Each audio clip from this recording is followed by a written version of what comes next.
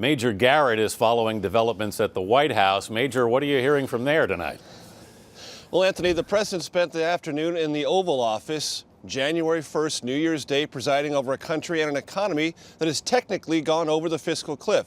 And I will tell you at this hour, Anthony, White House officials tell us the president is somewhat optimistic that Republicans, despite their misgivings, despite their reservations, will find a way to either have an amendment process or come narrowly close to one, but ultimately allow this Senate compromise to come up for an up or down vote. And the president, in conferring with the House Minority Leader Nancy Pelosi, believes there are sufficient House Democratic votes with a few Republican votes to get this deal done.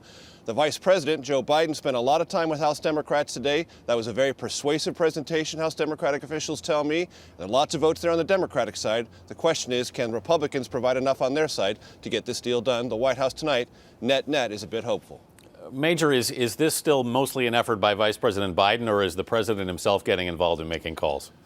The president is not making calls, White House officials tell me, for a practical reason. He doesn't have a lot of good relationships with House Republicans, and the White House decided that it would probably maybe do more harm than good.